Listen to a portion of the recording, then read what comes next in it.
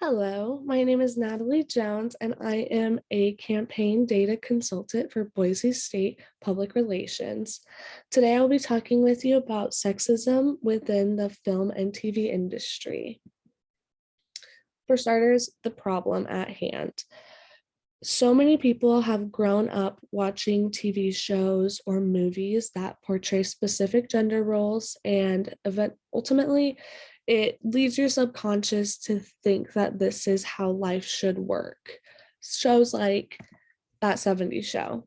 This example shows Kelso, one of the main characters, saying that college is for ugly girls that can't get modeling contracts.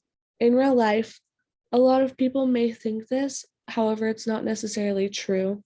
College is for anybody and everyone that wants to pursue a higher education and get somewhere in their career field that they want to get that requires that higher education, not for ugly girls. Another show is Friends. This image shows Ross Geller picking up his son, who was being babysat by two of his female friends, and he asks, "What's my boy doing with a Barbie?" In the 90s, this was probably normal.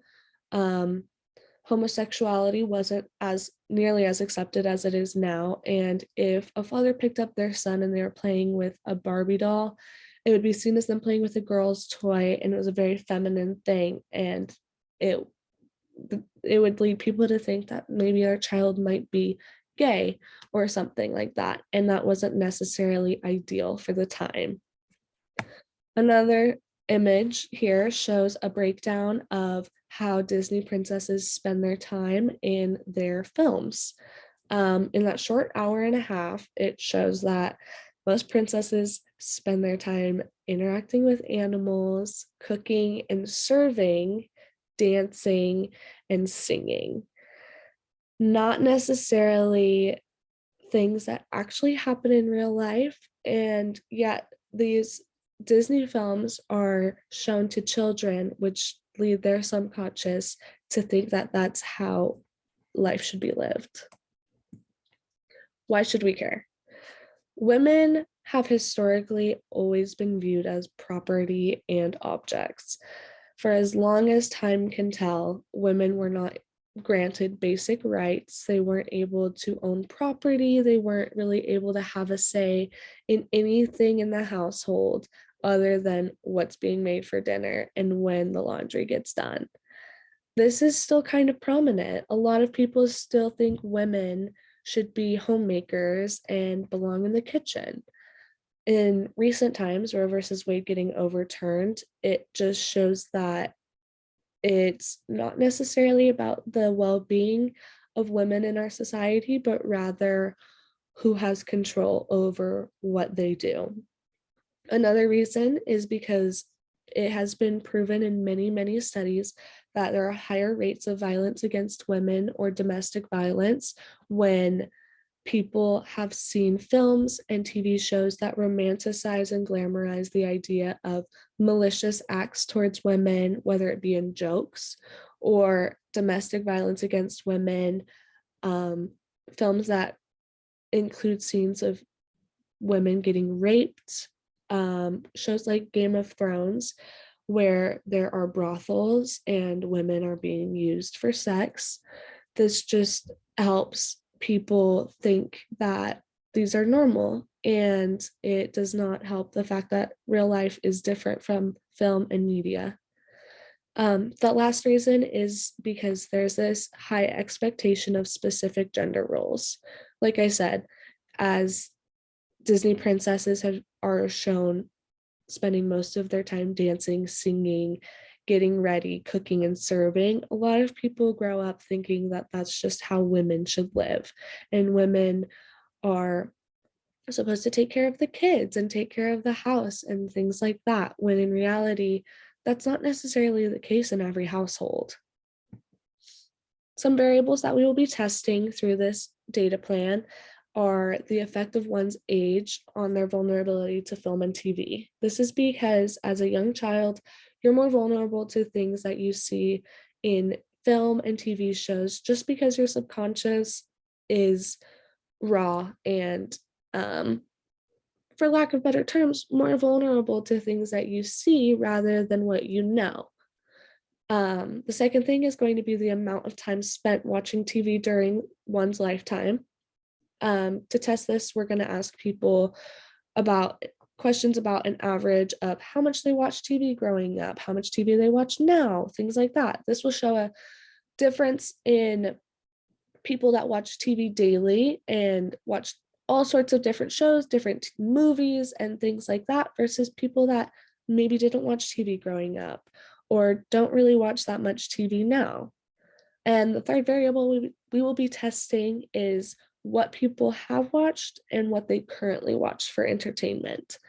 This is because if people only watch shows like That 70s Show or Friends or Disney movies, they might have a skewed view that boys can't play with Barbie dolls, or girls can't go to college unless they're ugly, or women should be serving people rather than trying to save themselves, rather than waiting for Prince Charming.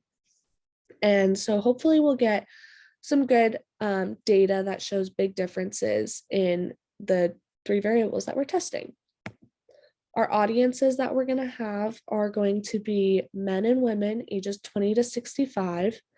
This is because this group has had years to live a life, years to experience things that would change their views, change their prejudices, or not, but they have enough years in their lifetime to not believe things solely based off of TV and film. The next is going to be film and media students. This group will offer strong insight on what it's like to work in the film and media industry. They'll be able to speak on their experiences of working with men and women and talk about whether or not they've experienced any sexism within the industry. And then the last group is going to be children ages 6 to 13. And we chose this group because children of this age are very vulnerable and they will either know a lot of things based off of what they've watched on TV or in movies, but they're very raw with their answers. Some of the things will differ, some of the protocol will differ between how we interview and survey the first two target audiences versus how we interview and survey the children. Our plan is to conduct interviews and surveys. There will be two different interviews. One will be for the adults that will have deeper questions ranging from have you ever watched TV in your life to have you ever experienced sexism? And for the children, it will be have you ever watched TV to has anybody ever told you you can't do something because you're a boy or a girl? And the survey will gauge numerically how people feel about certain topics, as well as gauge how often they watch TV, how often they've watched specific shows, how familiar they are with specific topics, and all of that. We're going to test variables as we already spoke about and kind of compare how they play into each other and affect one another. And we ultimately want to educate and influence people on the effects that glamorization of violence and malice towards women have on reality. Ultimately, this campaign will provide research that will help change people's ways of viewing the media. We're not looking to flip people and turn people against the media entirely, but rather just to get people to look at things differently, possibly think deeper about scenes in a show, make sure that they aren't expecting things in real life, or parents with children to kind of make sure that their little girls aren't thinking that their only purpose is to be a princess and have Prince Charming come and save them, but rather that they could save themselves and be their own Prince Charming. Thank you.